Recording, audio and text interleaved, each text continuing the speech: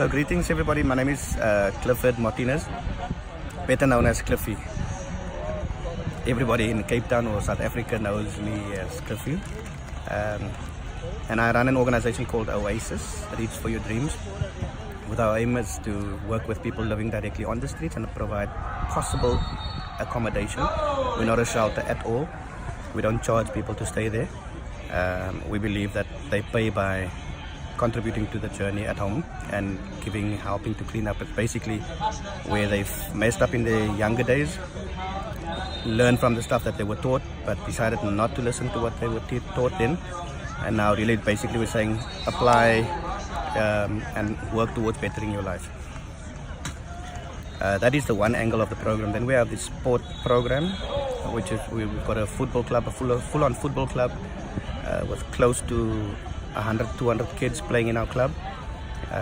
We also have a program called 2020 Community Street Soccer, and that is the vehicle that we use when we go and do scouts for possible selection to the Homeless World Cup annually.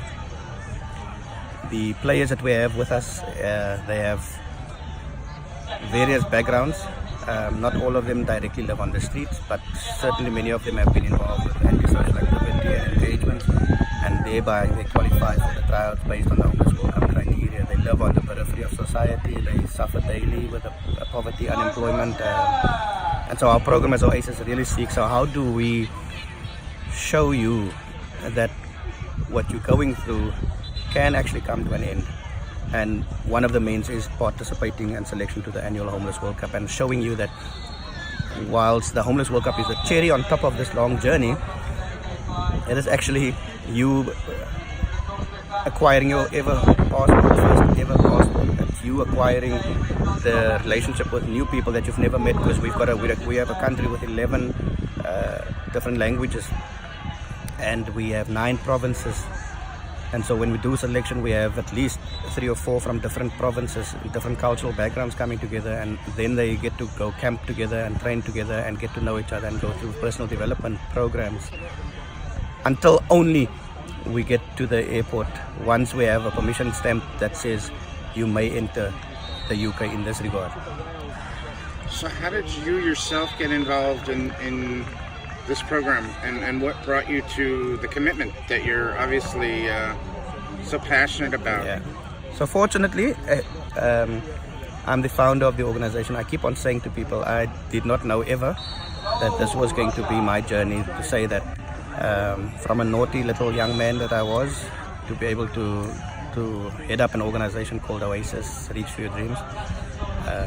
I have personal life experience in terms of my own family members, sisters, kids, own brother who passed on, who has been involved with drugs and gang activity and so on, and my brother lost his life 2 years back, and for me to be able to share that indeed if you really aspire you and put effort to it, you can achieve. And I think me growing up as poor as many of them, where your parents couldn't afford to pay electricity, you had to borrow or get water from your neighbors because your water was cut and so on. To be able to stand today that as I have managed to bring 2 kids through varsity almost, to be able to say that this young boy from Lavendale, the gang-ridden area of Cape Town at the moment, to Mitchell's Plain, the high level of gang activity taking place there, and for me to be able to say today, when I visit my own townships, they say I'm looking good. I think this is what it's about. It's about, hence I'm saying when I speak to accommodation, and we don't want money, we don't have money as an organization, but we have passion and we have love and we have practical experience.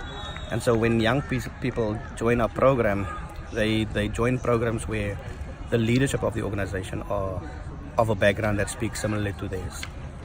And if there's a message you could send to people seeing this first, and then to your players and your whole, all of your colleagues, but if we could start with anyone watching that is going through similar situations, we all have life struggles.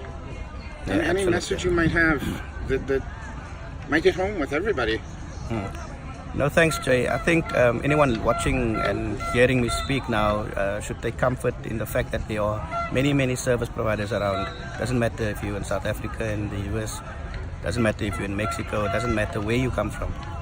We have our similar challenges, different language barriers, different cultural hiccups, but the composition of trying to compose oneself in the midst of those challenges. I'd like to be one of them to say that it's possible. I would like to say that it's not going to happen overnight. I use the term when I speak to my guys. I said, you have fallen in a hole. Don't try and run out of the hole or climb. I'm saying build little steps in that hole and climb step by step out of that hole, because we tend to be in situations and we want to quickly get out of it and remedy our lives, and then 5 months down the line, 10 years later, we fall back into our cravings, our drug habit.